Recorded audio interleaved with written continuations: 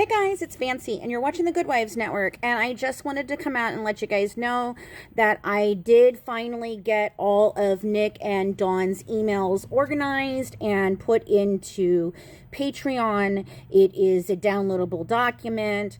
It has our by proxy logos on it from before, which is when we released it a long time ago, and they have been on Reddit ever since. So again, those claiming that we gatekeeped them, no, we didn't. We just took them off our platform for a little while because I felt that perhaps they could be effective in keeping Nicholas from getting a fair trial. Just in any chance that they could, I didn't want them out there.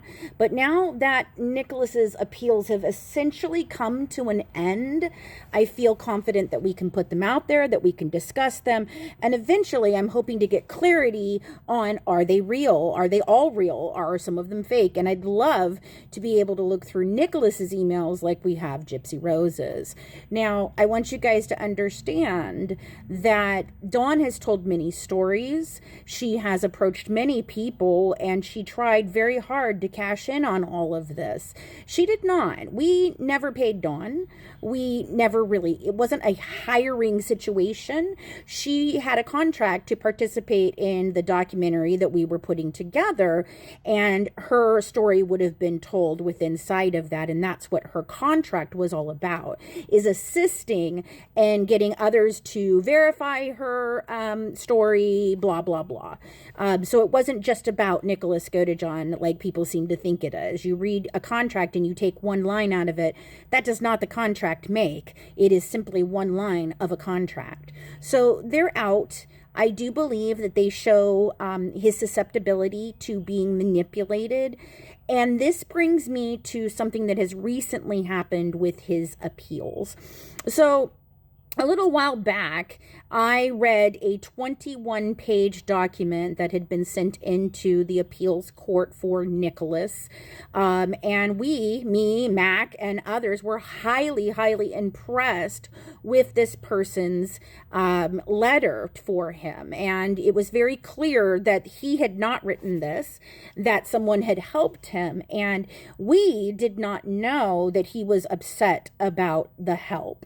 So I did not know at the time that I was reading it that had not been sanctioned by Nicholas. She apparently had reached out to him asking permission to be able to do this appeal for him and help him. And apparently she was waiting for him to verify whether or not to send it in. And it was getting to the last hour. And so she decided to send it in. Now, if that had gone through and he had included that in his trial appeal to the federal judges in this last thing that they were asking for, I think he might have been able to have gotten a reduction in sentence or an overturn of sentence and gotten granted a fair trial, another trial. But he chose to write to the judge and ask her to not include any of those 21 pages, and that he wanted this person prosecuted to the full extent of the law.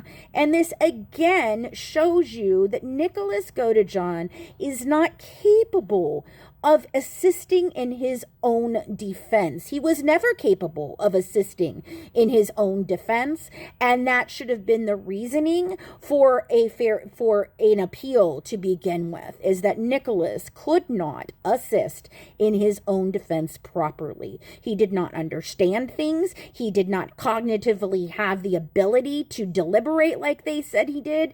There was a lot of things that went wrong in allowing Nicholas to be declared competent to stand trial.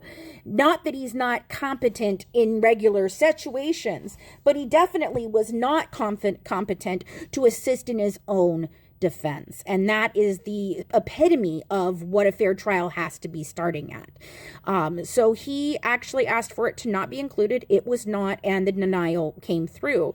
Now, that person has since reached out to him. She has explained to him that there are other steps that he can take, but if he doesn't include what she wrote out or something similar to what she put in there, it's never going to go anywhere. And she really did this out of the kindness of her heart and wanting to help him.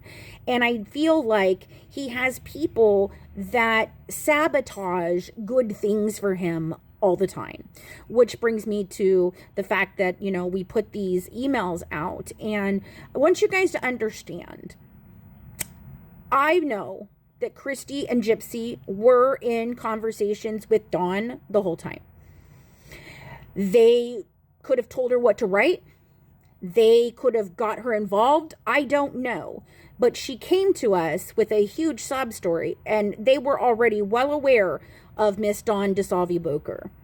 So she inserted herself in all of this, and she tried to sell whichever story version anybody would listen to, and then backpedaled, and now has gone back down this road again with Gypsy and releasing all the emails, but only the ones that he wrote to her, not the ones that she wrote to him.